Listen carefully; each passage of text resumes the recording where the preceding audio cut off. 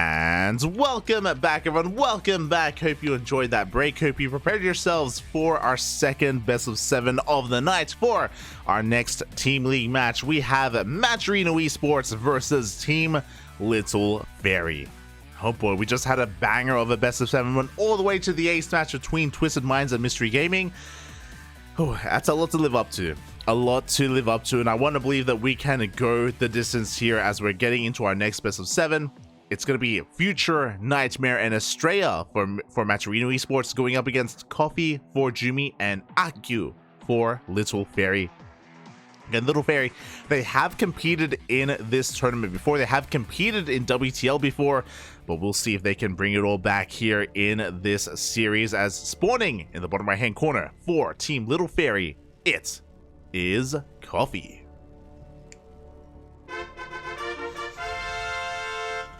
I remembered. And spawning in the top left-hand corner of Babylon, we have its opponent from Matcherino Esports. It is Future. Now I know I don't have the nice little splash screen, but we have the fanfare.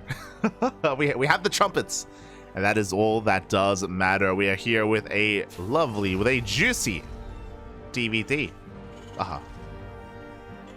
Bienvenidos. Oh, right. Oh, I forgot about that. Can I get this going? I forgot that I usually change my background.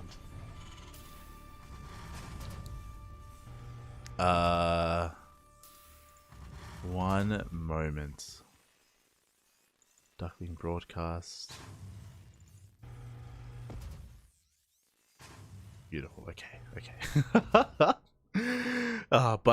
Yeah, we are going to be getting ready for our next series here, for our next best of 7. Going to be kicking things off with this TVT, and Future has been popping off. For those wondering, for those who maybe aren't aware, Future is one of the many foreign players that is actually in South Korea. Future, alongside Astrea, alongside Scarlet and Zane, have been living in Korea for a couple of months now. I think Future is making his way back home. I think he may be back in the States, actually. But for a good portion of the year has been in Korea, has been training, has been practicing, and has been looking damn good here. So yeah, honestly, like, at times has been vying for that #1 NA spots. Like, he's been taking down Astrea in these qualifiers, has been going toe-to-toe with Scarlet, with Ragnar, with DRG. Future has been looking very impressive, and he's a very unique player as well. Especially in some of these other matchups, he does come to the table here with some very special builds. In TVT, I feel a little bit less so, as for now we do have double gas openers all around. The Reaper does dip into the main base, does get a scat off, and does confirm the opener of his opponent, while Future just dip the hell out of there without taking any damage. Oh my god, and this is what I'm talking about. Future, he's such a quirky player. He's going for a proxy starport in the center of the map. The Reaper has arrived, and it looks like he does out-control Coffee there. He does shoot first. He's going to be able to delay the CC, gets a kill on that SCV. A good start for Future. Coffee's not going to take this line down. Behind this, he's getting into reactored Reapers and Hellions. So he's going to have an abundance of Reapers and Hellions. He's going for the Coffee build. Let's go. Is going to be losing a Reaper immediately, though, so a rough trade for Coffee as he does force the army out. Reaper barely does escape. Meanwhile, with that proxy starport, we are getting into Liberator production. Future is going for a 1-base all-in. Oh, never mind. Sorry. I assumed it was a 1-base all-in, but he's going for a very delayed natural base. Still very committed, though, with his aggression. He has to make up for how late that CC is. He's going to try and force his way up the ramp. And it looks like he will be able to do so. Takes down every single unit. The Reapers go down, the Hellions as well. Future barely makes it through here with a handful of units, and he does take control of the natural base. At the same time, Liberator is going to be getting into the main. It's still on the way, but a great start already for Future. He's snowballing slowly out of control. Cyclones are on the way. The CC is now going to slowly get up and running. Oof. As we do see Liberator siege up in the main base, Marines are falling left and right, and Coffee barely has any mining right now. Cyclone finally does come out, and it will deal with this Liberator, but again, the mining time is so heavily delayed. Oof. 5 more SCVs go down. Future now taking a worker lead. He is behind when it comes to his CC timing, but, you know, the worker count here makes up for it. Behind this, Future getting into a second rack, so a bit of a 2-1-1 setup here from Future. As the starport is floating back home. And Coffee is just getting into a standard TVT build here. Of course, he lost his Reapers and Hellions, so he's stuck at home. He has very little map control. He does have Cyclones to be safe, but he's getting into Raven production, into tank production. Everything is looking as it should here for Coffee. Meanwhile, Future just focusing a little more on his bio production instead.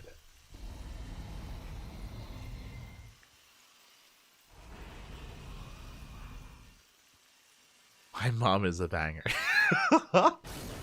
Leave Jenny out of this, baby league. Oh my god. You're an animal. As we do see Future going for a very bio-heavy style. This is almost very Beyond-esque here. He's kind of going for the polar opposite that you would expect in TVT. So TVT is typically all about tanks. Tanks and Ravens. You know, it's all about positional play, slow, methodical.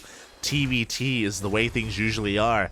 But Future is going against the grain here with mass bio production. He's making 5 Marines at a time. Stim is on the way, +1 as well. We have interrupted the tank production in favor of this. And this is going to be really committed out of Future. There's going to be a window. There's going to be a window available to him where he has a big power spike when it comes to his bio army, where he can break his opponents as long as he's able to bypass a lot of those tanks. Scan into the main reveals that, as Coffee does get eyes on the Rax production of his opponent. Coffee instead going for a more economic-centric follow-up here with a much faster third TC on the way. And I do apologize for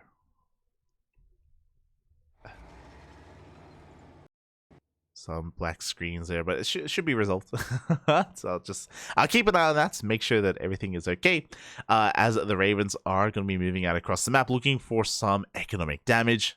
Auto tarts on the horizon. And Future is moving out. Oh boy, does he have anything at home to respond? Does he have anything at home to defend? That is the real question as the auto turrets are thrown down.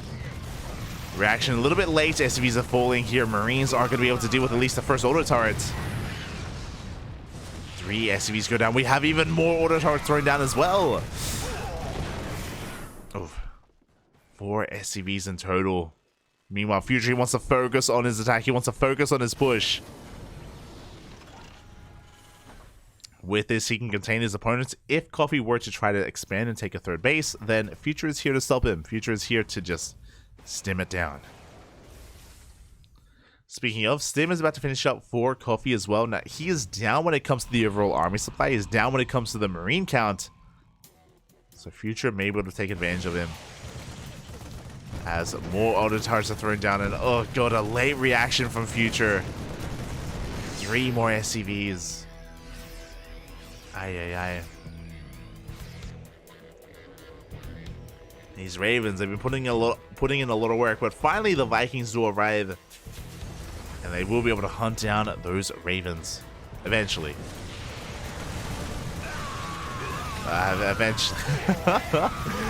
Eventually, as more auto starts to throw down, both Ravens do fall, but they get 3 more SCVs. Again, Coffee taking a massive lead when it comes to the worker count. A Liberator rocking up as well. And Future is looking pretty all in. Future does not have a 3rd TC. Coffee's getting a 4th TC? Oh my god. That's a 4th base, right? He's already got a 3rd. He's crazy. Aye. Meanwhile, Future just trying to find a better angle of attack. Still no command center on the way for our red Terran player. Drop is moving out across the map. Big volleys off on those engineering bays. This one is going to be denied. We're diving on 4. These tanks looking very exposed. We carpet bomb the tanks, and 3 tanks are going to go down. massive pickoffs. Both engineering bases go down as well. At the same time, we do have a drop across the map. Do we have anything at home to defend? We do. We got plenty of Marines. Plenty to work with. Oh, but Coffee is looking to collapse on this position. Yeah, Future is going to back the hell off. He's going to get the hell out of here. As he doesn't want to be sandwiched by his opponent. But again, I believe Future still does not have a third base.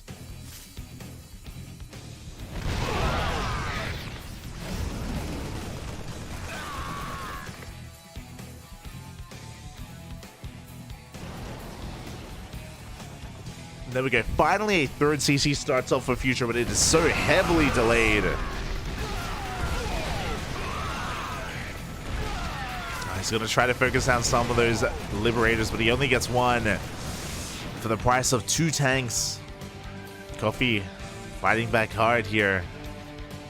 Future is struggling. I'm pretty sure he wanted to do more damage at the natural. He wanted to break Coffee then and there, but he barely could not. And now Future is on the back foot. Oh, you could find a lot of SCVs. As the third base is in the midst of being taken.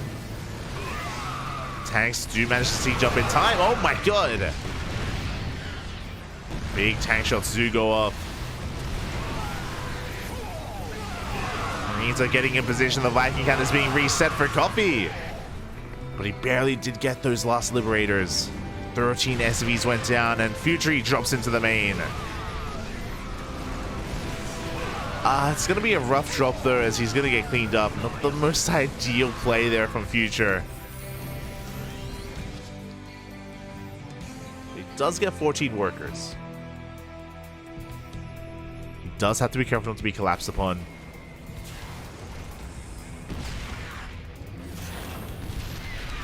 As Coffee is expanding towards the north instead, taking that linear base.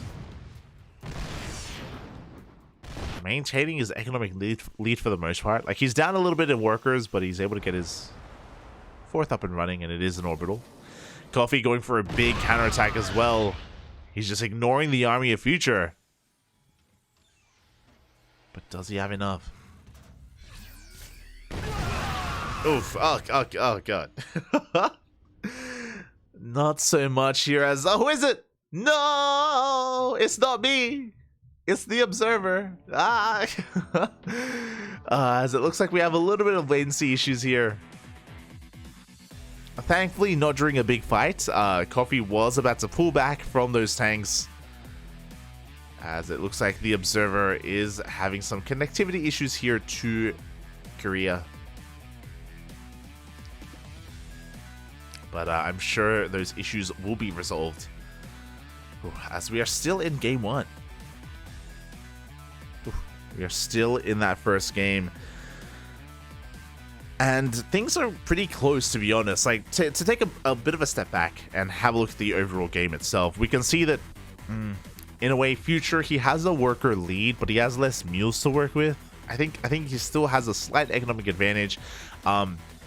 A lot was riding on that Marine counterattack, and it didn't really do anything for Coffee, so he's going to have to back off, and that may trigger Future to dive on top of the tanks of Coffee. Again, Coffee, his tanks are looking very exposed outside the natural, and Future could try to punish that. He could try to dive on that. We'll see if he dives on that or if he unsieges and he backs off instead. He can go for one or the other. Regardless, the position that he's in right now isn't really doing anything because Coffee is expanding towards the north. Coffee has the linear third base, so Future isn't denying a base anymore. He's there, sure, but Coffee's already got another CC up and running, so it may be wise for Future to back off from this position. Well, we'll see. We'll see how he does approach this, as the game is still pretty tense and still pretty back and forth. I don't think there's a clear victor at the moment. Oh, meanwhile... Hold on.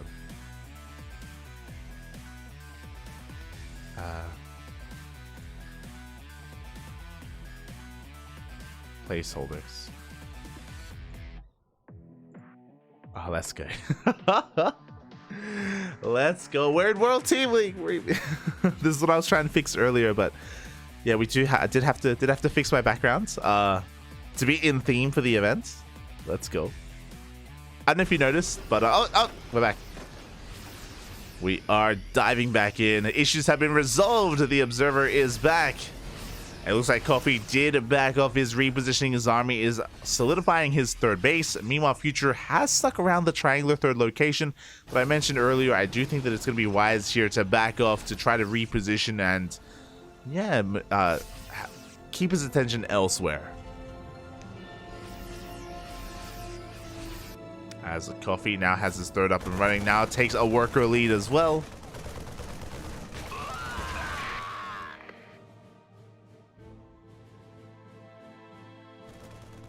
Armies are being active on the map.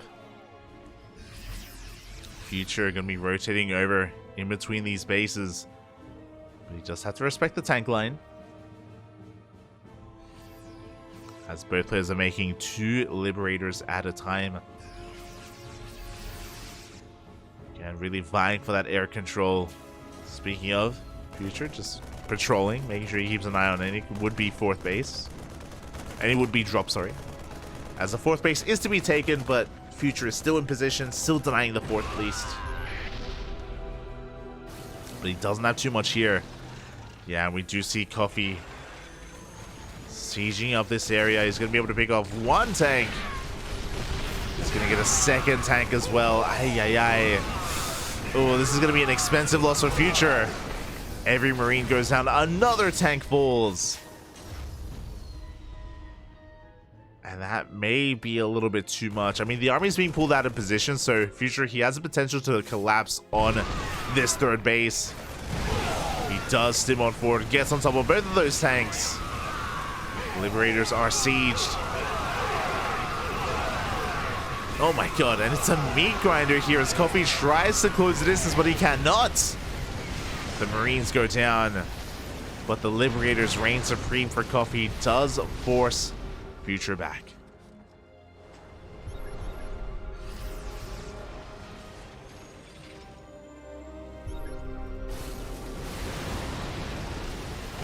Does force him back in the air, but he is back with a vengeance. I just don't think he has enough. It looks like Coffee can collapse in this position. He takes down the tanks, takes down the Vikings. And this is snowballing out of control. Future losing a little bit too much too quickly.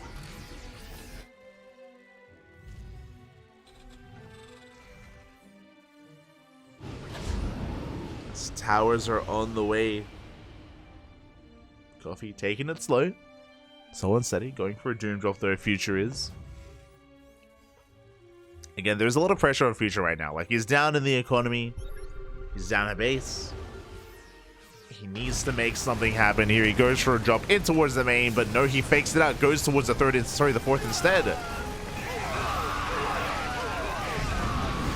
Decent trade, but still not enough. As Coffee does hold and is looking quite powerful here.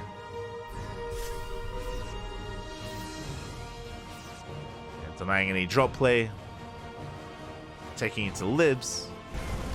Bringing the freedom to his opponent. He even gets a drop off of his own as well. Doesn't get too much done. Gets 3 workers and disrupts the mining at least. But here we go. This is what we've been waiting for. This is what I've been waiting for. The main push through the center of the map. Coffee having so much momentum going his way, and I don't think Future can stop him. He's got 1 tank. He's got maybe 2-3 tanks back at home. Oh my god. The volleys are insane. Future plummeting in the supply.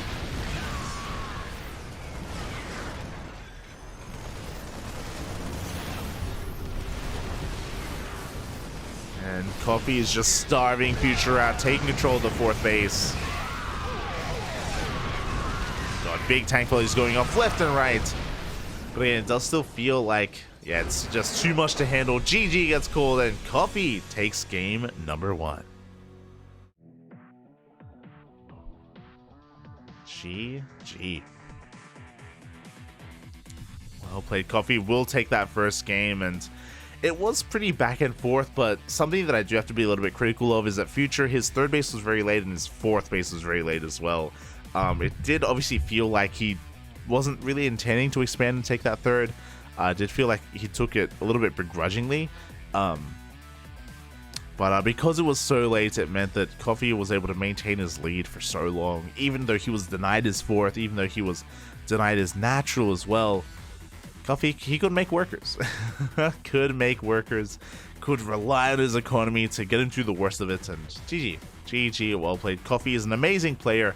It was very sad to see him leave IG. He left Invictus Gaming at the start of the year. He was citing that he was, stepping away from competitive play. But you're never really gone. You're never really gone. Coffee, he is back here on LittleFairy. And with a game 1 over Future, it's pretty good stuff. It's a good sign of things to come. I'm hoping so anyway.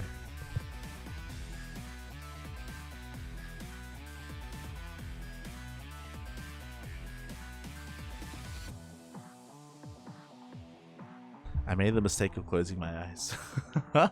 No. Alright, we're good. We are good. Just gonna be getting ready for our next game. It's gonna be Future's map of choice. It's gonna be his map pick. And it's gonna be on him to decide between Babylon or, I mean, not Babylon, but on the rest of the map pool.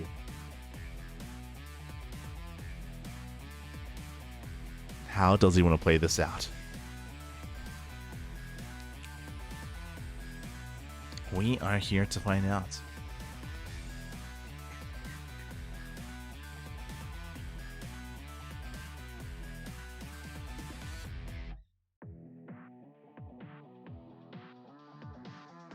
Oh, hold on. Okay. Posting in Discord. As it looks like Future's still deciding on that map. He does have a little bit of time to himself here to try to piece together how he wants to approach this TVT and what kind of build he wants to bring to the table. Again, we already saw him go for a proxy starport in game number 1. That's how it all started. We'll see what he does here in our next game. We can commit to additional proxy Raxes. We can go for big 2-base all-ins. I do expect Future to be the aggressor here in this series.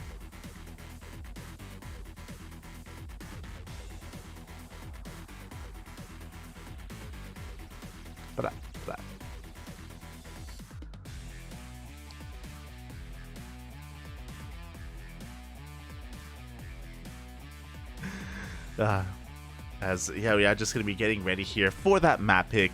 Maybe Future just taking a moment here to himself as well.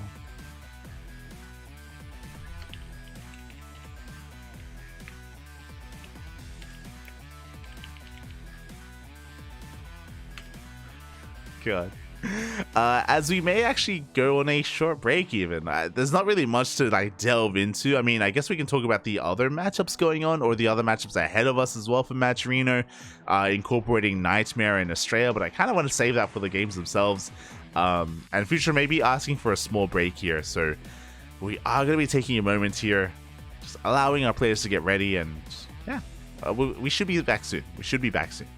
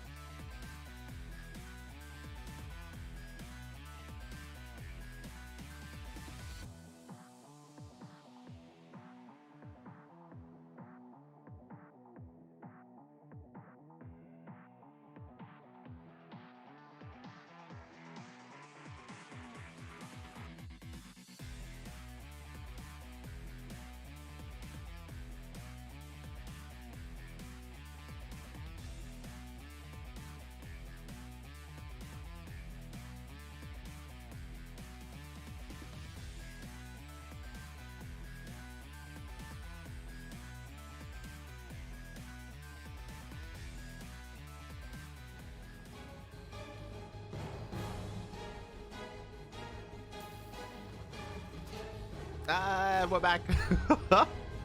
In the bottom right hand corner for LittleFairy, we have Coffee. Oh.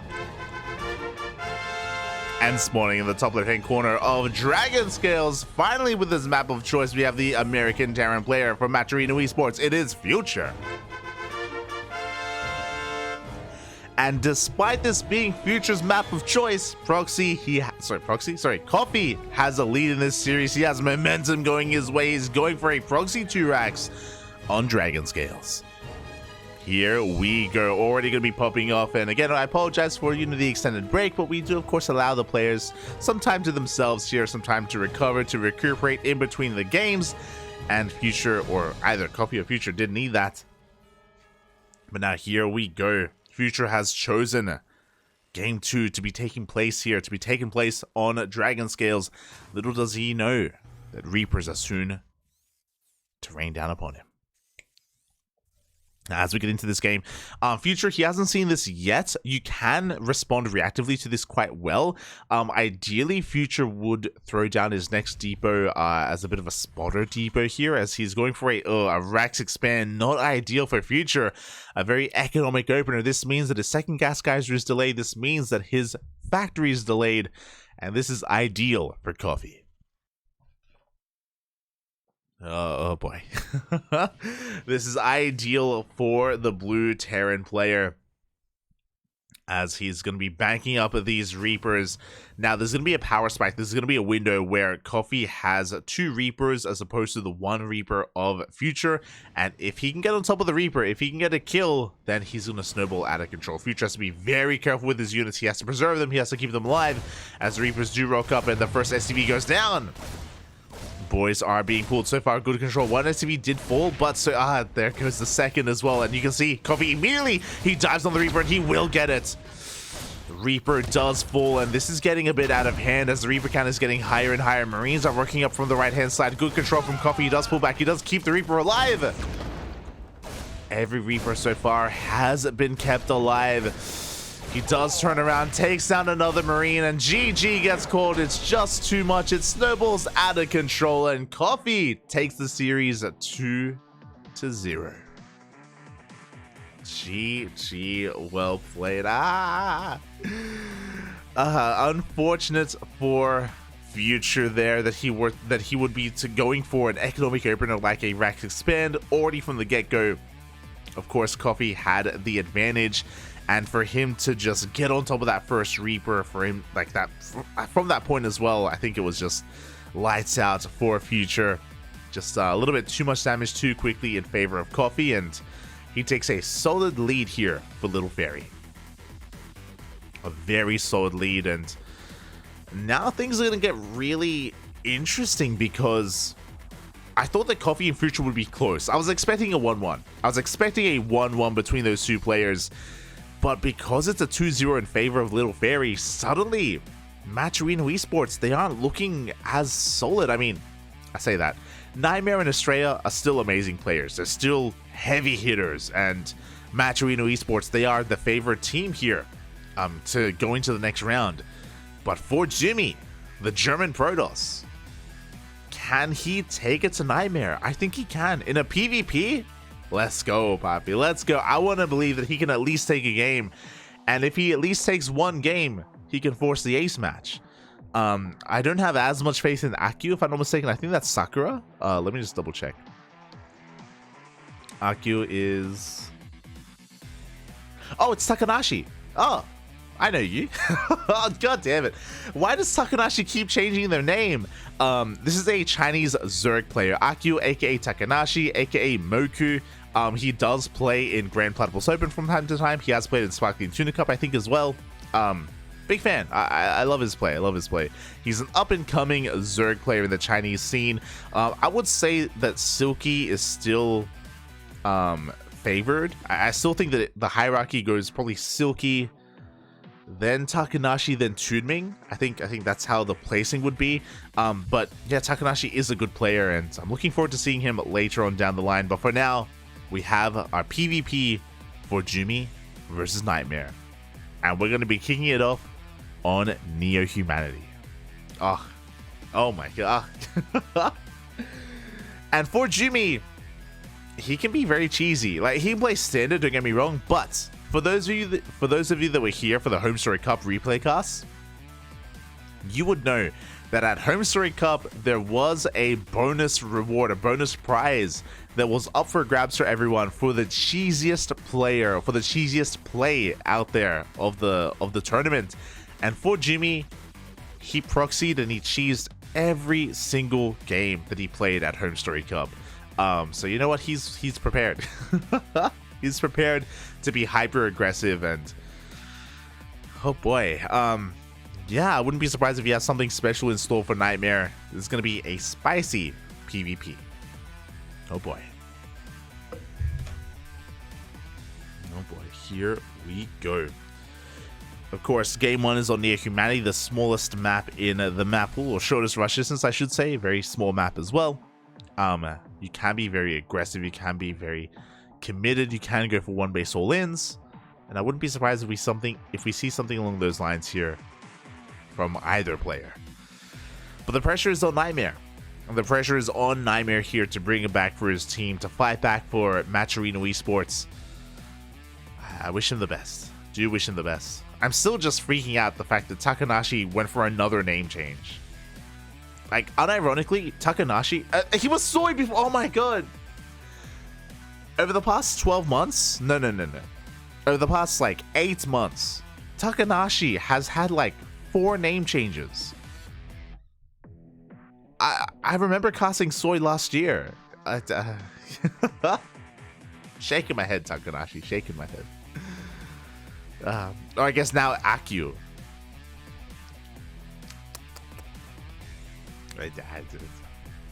I don't know what to say. I don't know.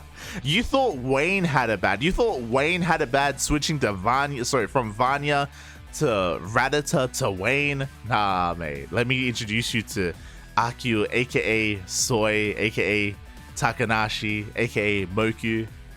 All in 1 year. Right there. Shaking my head.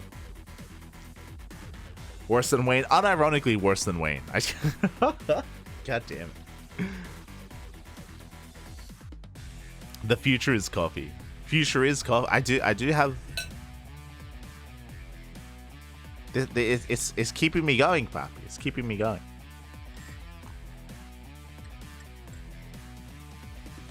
I probably shouldn't have had a sip. It's midnight here in Australia. It is midnight. And I don't want to stay up for too much longer. I wouldn't mind, but I have another cast in like 9 hours, right? Like after this, we're going to bed. Then we're waking up for ESL Open Cup Americas. So I can't stay. I have to be careful with my coffee intake. Oh, what have I done? What have I done, Bobby? Aren't you gonna cast ESL Open Cup EU? No, God no.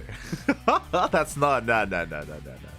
We don't cast EU here. We don't cast EU. We only cast NA and Asia. But here we go. The players are ready. We're diving in and spawning in the top left hand corner for LittleFairy. It is ForJumy. And spawning in the bottom right hand corner for Matcherino Esports. It is their new pickup, Nightmare. Oh. The PvPs have arrived. And we should be seeing some 2-gate openers. So, again, because there's no ramp coming into the natural, we shouldn't be seeing economic openers like a gate expand. 2-gate openers are all the craze here on maps like Neo Humanity, as Nightmare does go for a much faster second gas. I'm curious here to see how the players are going to be diverging their builds, diverging their openers. Last time we were on this map, Classic went for a 1-base all-in, and it did crush his opponent. He was able to overcome and overpower Strange in game 1 of that PvP. But we'll see if either one of these players goes for a 1-base all-in here in our next best of 7. So far, gateways are on the way. Cybercores are being thrown down as well. And ForJumy does have a probe out on the map. This is looking like a fake proxy pylon. It is on ForJumy's side, so it looks like, yeah, he does throw down the pylon, and it is going to be kept hidden here from his opponent. Not a committed proxy from ForJumy. Feels bad, man.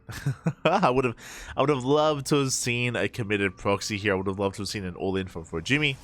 Alas, that is not what we're seeing. And Nightmare, he dips back into the main base. He counts the probes. Oh my god, he counts the pylons, I should have said. We do get a surround. The probe does go down.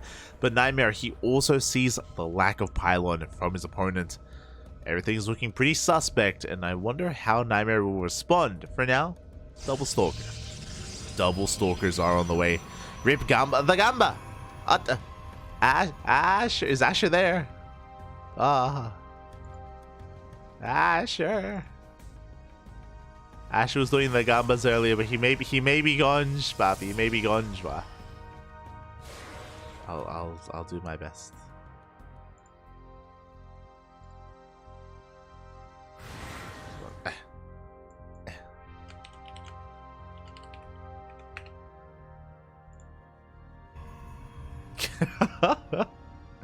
Asher more like AFK or oh god. We'll do it for the next one. We gotta focus on the game. As Nightmare is gonna be going for a he's gonna be going for a robot opener and a third gateway. So Nightmare is the player that's going for one base all in. You love to see it. I expected one of these players to be committed here on one base, and it's going to be our red Protoss player. The Adepts are being shut down one after the other. They're denied entry into the main base, and Stalkers are moving out. Nightmare is committed. Meanwhile, ForJumy is going to be taking the role of the defender instead. He throws down a Nexus. He has a shield battery on the way. ForJumy is going to try to defend on two bases. Nightmare is going to try to break him, as the Prism is on the way. And ForJumy, can he keep up? He is going for a defensive robo, which will grant him access to Immortals.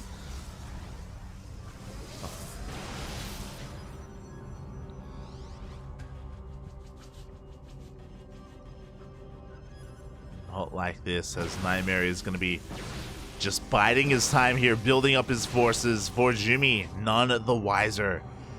Hallucination is now going to be moving out, but it is going to be denied. Oof. So ForJumy, he doesn't know if there's a Nexus or not. He doesn't know how committed... ForJumy doesn't know how committed Nightmare is. As the first Immortals in production. Meanwhile, Nightmare just mustering up his army, looking to dive into that natural. And here we go. Shield batteries are not done. The first Stalker is going to be going down. Good juggling coming in from Nightmare, preserving his units as best he can, and this is just too much. The sentries are falling one after the other. The Immortal does come out, but already ForJumy's on the back foot. He lost so many units. What was that? 2 Stalkers, 3 sentries. We go for another big warp in, and the overcharge just ran out. He wants the Immortal. He's going to get it. It's 3 shots from going down, and it does fall. ForJumy, he's on the back foot. He's at death's door. There's nothing else stopping Nightmare from pushing up into the main. We have another Immortal that's about to pop out. Never mind. Artosis pylon goes down. GG gets called, and Nightmare will take game number 1. GG. Again, a powerful execution of that one base all in. Unfortunately, ForJumy wasn't fully aware of it. The shield batteries were not ready in time. Immortal was coming out, which was nice, but again, just we didn't have the defensive position that we really did need to hold on there. And Nightmare, he starts the comeback. LittleFairy, they had a strong start with a 2-0 over Future, but Nightmare is a very valuable pickup for Matcherino Esports, and he is looking for some of that revenge. He's looking to tie it up 2-2. But we'll see if he can pull it off, because the next map is going to be ForJumy's map of choice. Oh, and we have the map pick. I think it's Babylon? Question mark? At least Wayne has some similarities with Vanya. There's not so obvious. True, Wayne, when I think of Wayne, I do think of a rat. I do think of Rattata. I do think of Pokemon. You're not wrong. Very similar. Kappa, puppy, Kappa.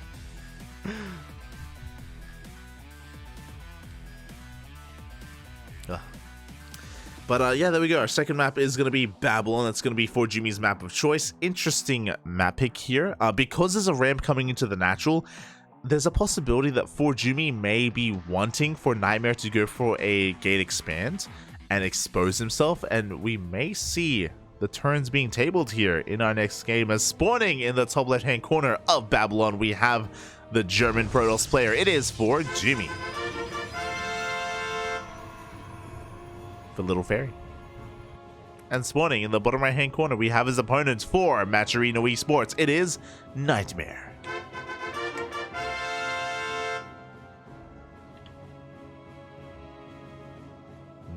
Here we go.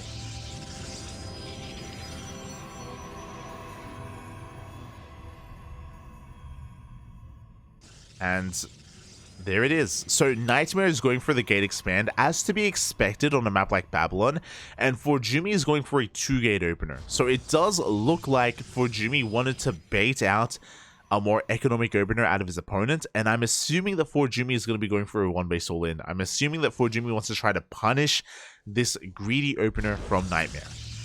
As there it is, 2-gate opener from our blue Protoss. Our red Protoss is looking to expand. Now, a couple of things. Because Nightmare sees the 2-gate opener, which he scouted, and oh, the boys are being pulled, and oh, that's a little lost mind time. But Nightmare, he's aware of what his opponent's doing. He's aware of how aggressive ForJumy can be. So Nightmare, he has a choice to make. If he wanted to, he can throw down a second gateway himself. He can throw down a second gateway himself and delay his Nexus.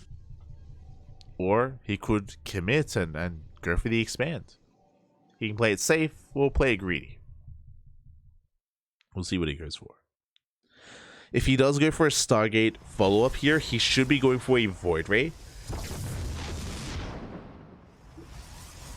So Pylon is cancelled, Cybercore is done, and Nightmare has to make a choice. Does he expand? Does he throw down some tech? And it's going to be a Robo, not a Stargate. Okay, so Nightmare playing very safe. With this Robo follow-up, he can get into Fast Immortals to defend against Gateway All-Ins. Meanwhile, we do see ForJumy just trying to be a pest, or just trying to be as annoying as possible to delay that natural base. But Nightmare should not be free to expand if he so chose to. Or he could bedge. Bedge sounds good. As two more gates are thrown down, Nightmare, the turns have been tabled. The red Protoss player is going for a 1-base all-in. It's going to be 4 gateways. I imagine a Warp Prism. Yep, he's going for a Warp Prism first, not an Immortal. And what is ForJumy planning to do? I wonder. We haven't really seen too much more from him. He went for a 2-gate opener, but... okay, he's going for his own Robo far later than his opponent. I feel like ForJumy is 1 step behind. I'm concerned. Is he going to expand? No shot. Oh. Sentries are on the way. ForJumy, he does have the money for it. He can expand.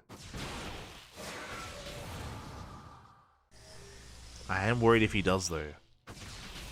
Okay, he throws out another gateway. Okay. ForJumy throws out a 3rd gateway, so it looks like he himself is also committing to 1-base play. It does feel like this decision from ForJumy is late. It feels like a late decision here, but he has a pilot in the main! He's inside the house! Ah! He goes for the warp in into the main base of Nightmare. The Adepts have arrived. They can one-shot probes. And they force a recall. 4 workers go down, 5 workers even. So far, well worth it for ForJumy. Well worth it for Jimmy. Oh god. My brain is falling apart. It's falling apart. As you see, at least they got some economic damage. Now, they did cripple some of the economy here of Nightmare, but Nightmare is all in. ForJumy going for the expansion at the same time. We do have some Stalkers make their way into the main base, the Prism as well. We can go for a Warp in. Or just look to do some counter damage instead.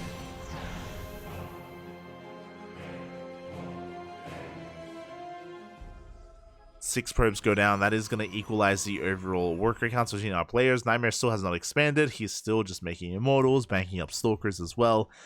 Again, Nightmare is committed to the one base all in. ForJumy, can he hold on? Can he minimize his losses and defend? It's all on you, ForJumy. It's all on you. Shield batteries are on the way. Immortal count as well for Jimmy. He's going for a bit of a hallucination scout. Is trying to get confirmation of what it is he is seeing. What it is he is up against. Oh, but this army is just getting massive.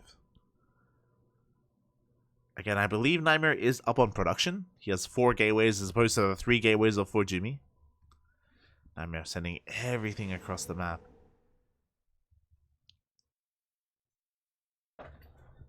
And Nightmare is expanding behind this. Okay, it's a very late expansion. Very delayed expansion here, but it is on the way nonetheless. I wonder though, can Nightmare pull this off? Can he break the defenses of his opponent? I don't think he can. We have a shield battery overcharge. Force fields as well. To force field the ramp.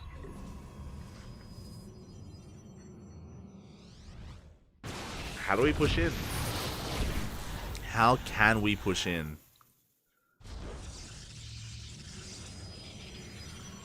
Nice Nightmare, he does try to, but ForJumy's honestly, he's got a pretty nice lead.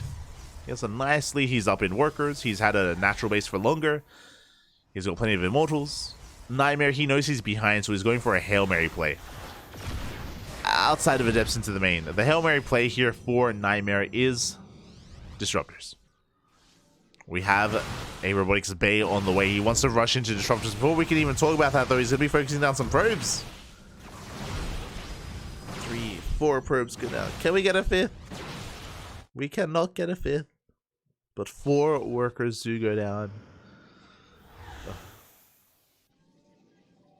And with the completion of this Robotics Bay, Disruptors should be upon us. And again, even though Nightmare, he's gonna be down in army, he's gonna be having quite a deficit in terms of army and of course economy.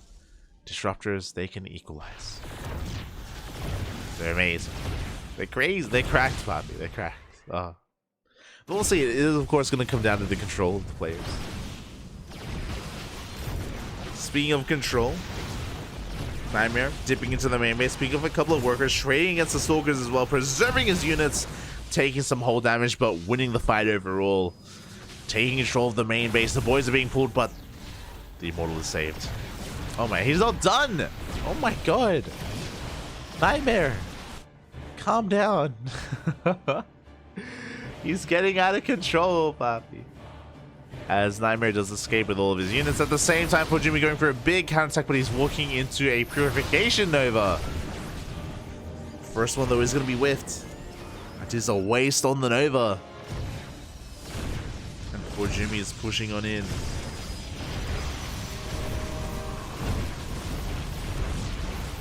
Does take down a Cyber Core. Is going to be threatening those gateways as well. ForJumy, can he pull this off? Big force fields across or at that natural. Gateway goes down. And Nightmare didn't have a lot of gateways to begin with. He was trying to rebuild his 4th gateway. Now his 3rd.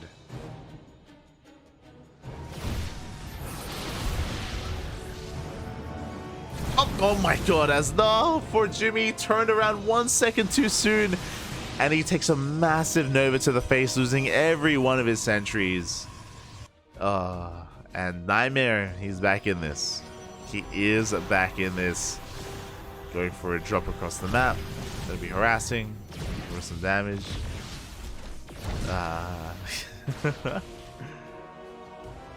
Things weren't looking too bad. They weren't looking too bad for ForJumy. But now he's up against the wall. And the disruptor count is getting higher and higher.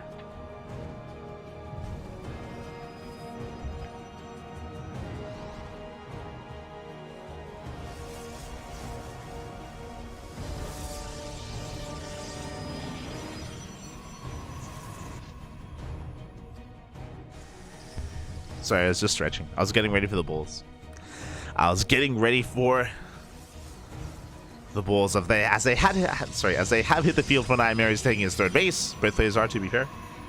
ForJumy, now, even though he did lose a little momentum by taking those disruptors to the face, he does have +2. He is ahead in upgrades. He's down when it comes to those high-tech units, but he does have 2 adepts that are going to be shading into the main base, and they have potential for damage. But there are stalkers in position. They blink on top of the adepts, and they will be shut down. Nightmare able to keep up here with the harassment of ForJumy. Upgrades are nice, but the reality is disruptors, they don't care about your upgrades. You can be a 3-3, but you still got one shot by a disruptor. And that is what matters. Here we go, Nightmare pushing out across the map, trying to catch ForJumy with his pants down. Good force field's going to be able to pick away at some of these zealots.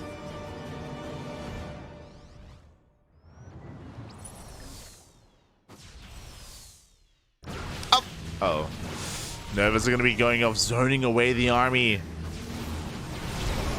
Not the best connections from Nightmare, but again, in zoning away the army, he exposes the gateway forces and he picks apart those zealots and the stalker as well. And it looks like Nightmare, he's just snowballing out of control. There's very little ways here for his opponents to come back in this game. Maybe something like DTs, but Nightmare, he has an observer with his main army. He has detection available. It is not going to be enough. Once again, Nova's going to be zoning away those immortals. And Nightmare, he's going for the final moments here of this game as he does push on forward. The immortals, they do hold on, but the third base just went down, or is under threat of going down. Yeah, we blink on forward. GG gets called, and Nightmare will take the series 2-0, fighting back for his team, fighting back for Matcherino Esports. Oh, GG, well played. Nightmare, of course, coming in as the favorite player in that PvP. I did want to believe that ForJumy could maybe take a game, and that would have been amazing, but alas, just barely was not able to, and now we have a tied-up series. Now it's going to be coming down to Astrea versus Akyuu. Let's go. Akyuu, of course, aka Takanashi, aka Moku. We have casted Moku and Takanashi in our events before, in our tournaments, and honestly, he's been pretty impressive. Like, I really do appreciate and respect his play, but he's also not the most cheesy, not the most versatile player, so I will give the edge to Astrea. He is a hot player right now. He's on fire. He is looking damn good in his play. And any less than a 2-0 would be unexpected. It would be a bit of an upset here if Akyuu were to be able to take a map of Astrea. I want to believe, though. I want to believe that it is possible as we get ready for our next best of 2. And this time, predictions will be open. That's helpful. I will set up predictions.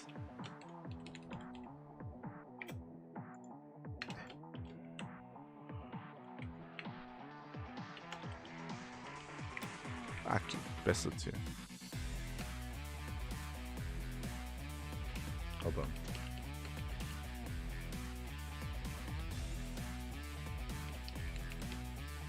Okay. We're good. Predictions are open.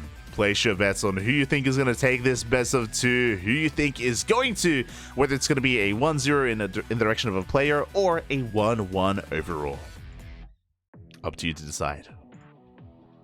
Oh. As our next game is going to be taking place on Gressvan. Of course, a very large map, very macro-oriented as well. Even when it comes to a macro game, though, I do want to favor Astrea. We'll see if he can be overcome. We'll see if he can be overpowered as we are getting into our next game. And spawning in the top left-hand corner of Gressvan for Team LittleFairy, it is Akyuu. And spawning in the bottom right-hand corner, we have as opponent, we have the American Protoss from Matcherino Esports, Astrea. I have to Google this. Hold on. How anime waifu are we getting? Hidano Akyuu. God damn it. Okay. The main protagonist of Perfect Memento in strict sense. It's the main character in an anime. Sorry, not an anime. Is it like a visual novel? What is this?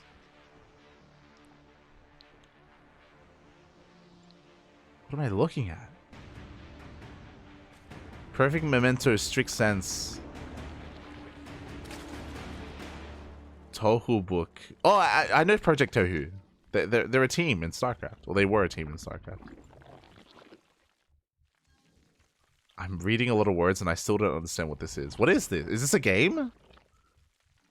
It's an official. It's a book.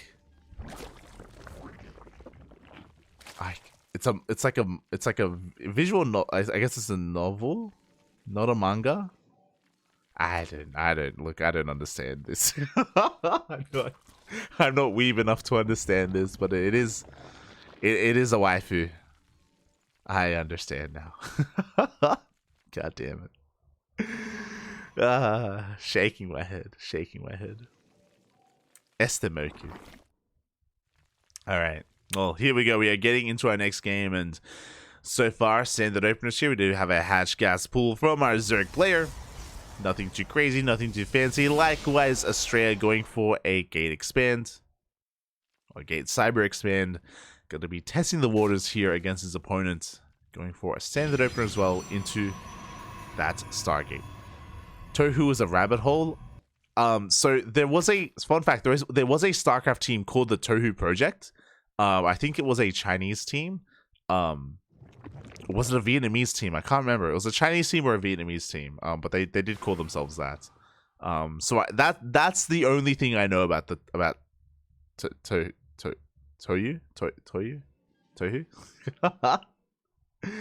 I know they have ties in StarCraft.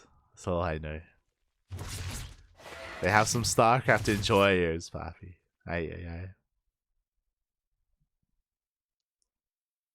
So we have that too. To thank here for the name change of Moku. As we are getting into this, Adept is going to be testing the waters, dipping in towards that natural base. Not quite getting any worker kills though. Did force a spore. Quick spore out of Moku. Out of Akyuu, sorry. Okay, it's going to take a while. Quick spore out of Akyuu. Able to preserve their workers here as back at home. Astrea going for the Stargate opener into the Oracle. Overlord is going to confirm that. So a good scout from Akyuu. Able to get eyes on the tech here of the Protoss. Aye. Oh no. We don't need to get all weeb in the chat. It's okay, Papi. It's okay. We don't need to go there. As the first Oracle goes in towards that natural base, there is no spore, but ooh, good control with those drones. The Queens do fend it off. And this is what I was talking about. Again, our Zerg player here, we have been casting them quite a bit over on our channel, especially in these regional weekly tournaments, and they've been looking pretty impressive. I'm a bit of a fan of Moku or Akyuu before their name change. Now with the name change, I'm not too sure how I feel about how Otaku were being. But regardless, you know, has been able to preserve their workers, is working on their third base. Going to be main-arting over now that it is safe to do so. As the Oracles dip in towards the third, but the Queens are in position and Astrea is forced back. Behind this, Astrea is going into Blink. Now, what's interesting is that this is a Twilight Council, but no Forge. So this should be for a 3-base all-in. This should be for an 8-gate Mass Blink Stalker, just because there's no longevity with this. But if I remember correctly, I have casted Astrea in the past, and there are times where he just delays +1, just cause, and you know, he does go for it later on down the line. So I am hesitant to say that this is for certain going to be an 8-gate all-in. Yet to determine here to see what kind of direction Astrea techs in, if at all. And there it is. We do have a Forge, just a much later Forge. So as I was mentioning earlier, like, this is something that Astrea just happens to do. It isn't too common to delay the Forge like this. Ideally, you want your upgrades lined up, +1 and Blink. So really interesting to see Astrea just go for a different adaptation of this build. Just a very delayed forge, very delayed +1. Meanwhile, Stalkers have already arrived, and Astrea is going to be vying for map control. He's going to be looking to force a cancel on this 4th base. Up. Up. Can we force a cancel? Looks like we may be able to, especially with the activation of that pulsar beam. Yeah, the hatchery getting very low. We do force a cancel. Good pickoff here from Astrea. Beautifully done. Behind this, we do have additional gateways on the way, but Astrea is expanding. Astrea is taking a 4th base, working on charge. Forge is done. No +1, so still very minimal upgrades available for Astrea, but is looking for a later game. I believe in the power of the weeb. Yo, I'm so tired. I forgot how to say weeb. My brain was searching for like what there's a word to like reference someone who's like all about the animes, and I settled on otaku, but I was looking for the word weeb. I was looking for it. I couldn't find it. I couldn't find it in the brain. Ay.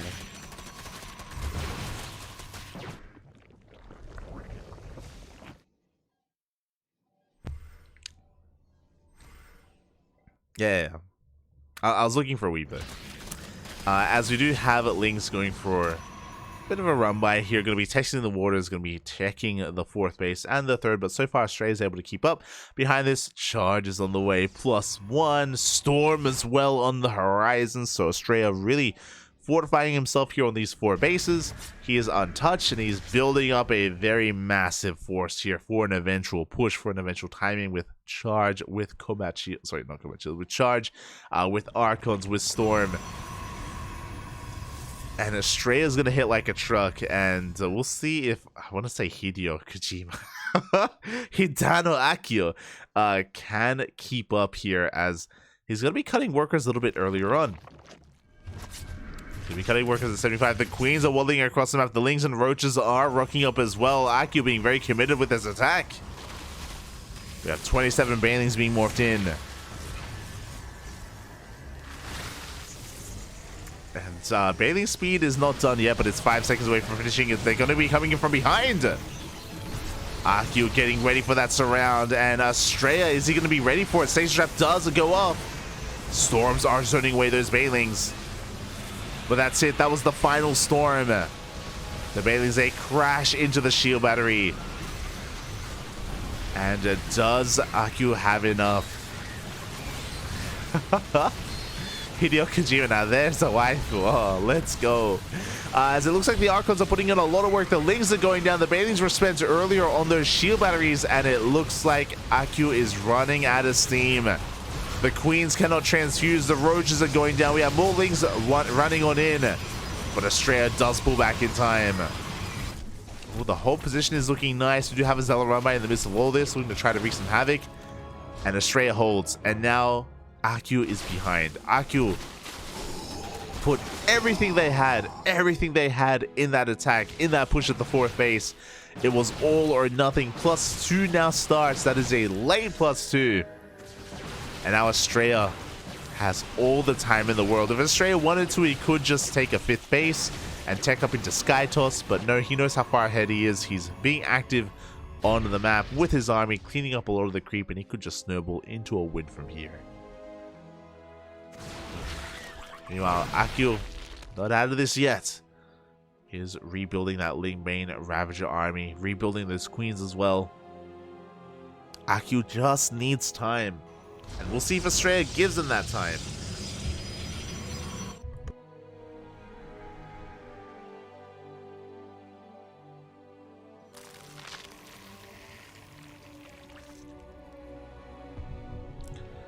As Astrea is just trying to fortify his bases, re-walling, throwing down another wall of cannons as well. Flush cancel that cannon. And it looks like Akyuu's just getting ready for the second wave, getting ready for another attack. But Astrea expanding, taking another base. Akyuu trying to pull Astrea apart. You can see supplies even up at least a little bit between our players. And he's rolling in once again. Big storms though on the Ling Bane. Oof, oh my god, the storms are insane. The Ling Bane gets annihilated. And we just don't have enough to break through. Akyuu holding on strong. So Akyuu, sorry, Astrea holding on strong. Akyuu just running up against a brick wall. GG gets called and Astrea will be taking game number 1. Again, it all came down to the first push, the first all-in, if you remember, where Akyuu doubled down with queens welding across the map, hitting with +1. There were no other upgrades on the way, no droning, no 4th base. And it looked good to begin with because Banelings were coming in from behind for a big surround, but Astrea, he handled that so well. The storms were so on point. And after that initial defense, it was an uphill battle for Akyuu. Now the pressure is on Astrea. He only needs one more Unomas to take the entire series for himself and for his team. Akyuu needs to fight back here and now. The pressure is on. Can he do it not just for himself, not just for his team, but also for his anime waifu? Can he do it? Can he do it?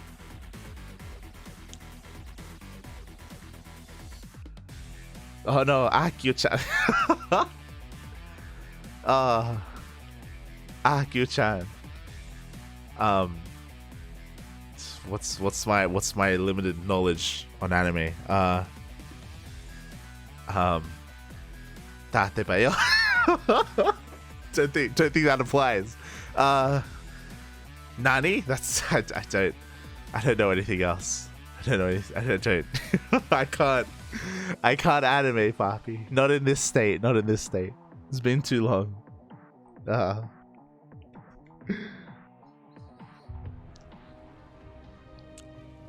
And here we go. We're getting into our next game. Spawning in the top left-hand corner of Babylon for LittleFairy. It is Akyuu. Oh. And in the bottom right-hand corner, we have their opponent. We have the American Protoss from Matcherino Esports, Astrea. Hide as an animal, not an anime. I've seen my fair share of anime. It's been a long time though. It's been a long time since I've been able to have the luxury of just sitting down, like opening up Crunchyroll and watching some anime in a while.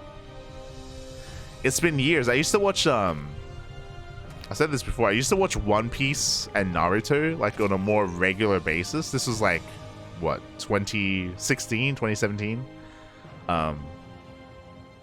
Used to go to the gym. And watch anime while gymming it out. Then of course COVID hit and gym stopped, and likewise watching anime stopped as well. So yeah, I wasn't able to get into that, unfortunately.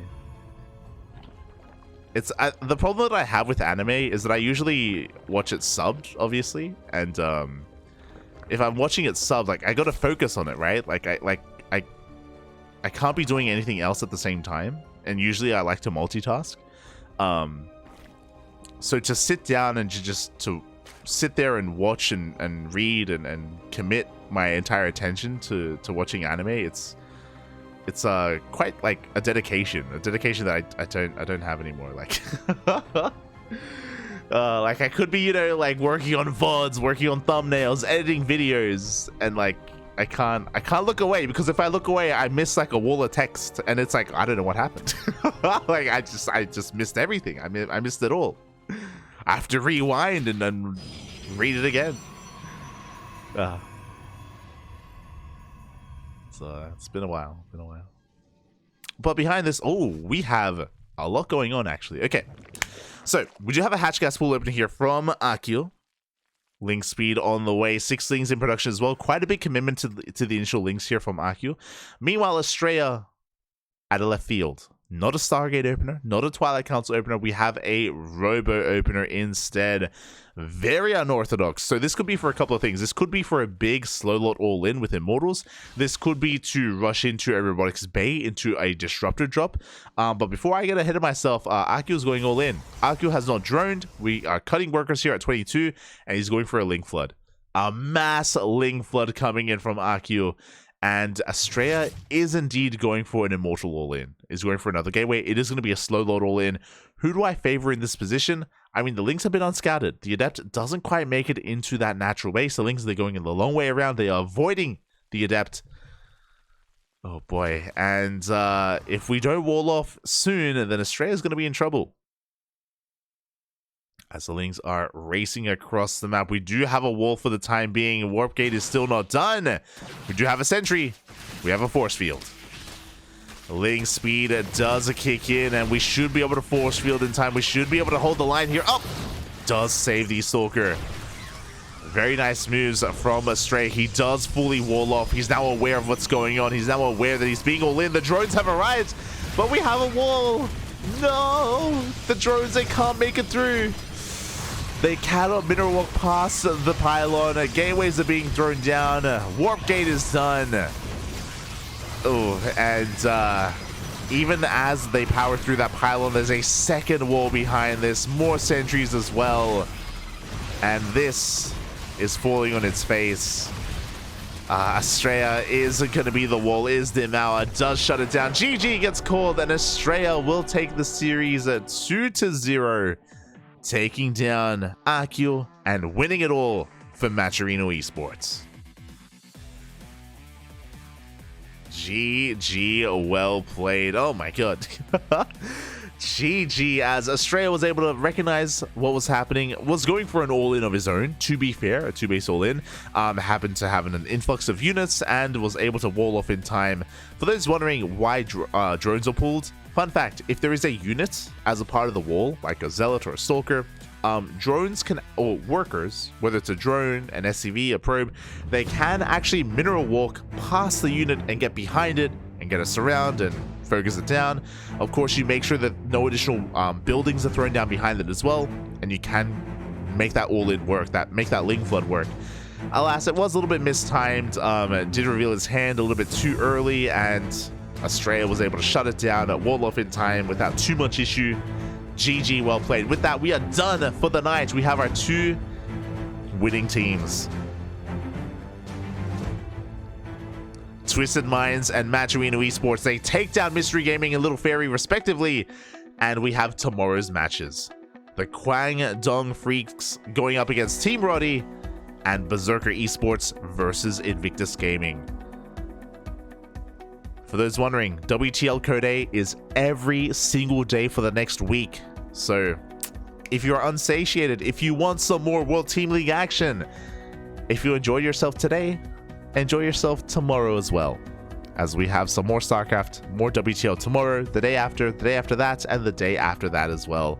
Plenty of StarCraft action here on the CranKy Ducklings. Make sure you hit that follow button. Make sure you subscribe if you enjoy the content. Check out our Patreon, because we do have a Patreon as well to fund our tournaments. And I hope you enjoyed. I know I was a little bit loopy today. I was a little bit tired. I woke up really early this morning. I didn't get a lot of sleep, and I made a really rough life choice. I made a really rough life choice of there we go, of streaming earlier today. I was doing a ladder stream, and then that went straight into ESL Open Cup Asia, and then that went straight into World Team League, and I am giga tired. I am giga tired. So thank you so much everyone for watching. Shout out to Astrea, yo, for making this a bit of an earlier one. We didn't go to the ace match, we didn't go all the way to game 7. Bench is calling. I want to sleep. So thank you so much everyone for tuning in. I appreciate it. Outside of that, if you want some more CranKy Duckling action, and if you cannot wait for World Team League tomorrow, ESL Open Cup Americas is in 9 hours. ESL Open Cup Americas is in 9 hours. I'm gonna go to bed. I'm gonna try to get a solid 8 hours of sleep, and we'll be back with some ESL Open Cup Americas. That is a weekly tournament dedicated to the American region, but it is open to everyone, so we get to see players like Max Pax, like Clem, like Hero, Dark, Solar, Beyond, Cure. Anyone who's able to wake up that early in the morning does play in ESL Americas, so be sure you're a part of that in 9 hours. Otherwise, again, World Team League every day for the next week or so. Plenty of StarCraft, plenty of StarCraft, plenty of StarCraft. Wholesome music, wholesome music. With that, thank you so much for watching. Thank you so much everyone for supporting the channel. Stick around, we're going to be giving another StarCraft streamer a raid. Not too sure who, but we will be raiding someone over in the StarCraft category. So give them a chance, give them some love, give them some support. Exclamation mark socials in the chats. If you want links to our Twitter, Facebook, Instagram, YouTube, Discord, all that good stuff. All things CranKy Ducklings. You can follow myself, light_VIP. I do stream throughout the week. I shouldn't be streaming tomorrow because of ESL Americas. I should just be casting here at the CranKy Ducklings, but whenever I'm not casting here, I'm usually on my personal channel, just laddering, playing some StarCraft, you know, trying to survive on the ladder, trying to break into Masters 2 and Masters 1, my personal goals, But outside of that, thank you for watching, everyone. Thank you for tuning in. We'll see you guys tomorrow or in 9 hours for some more StarCraft. Until then, hasta luego, papi, hasta luego, bye.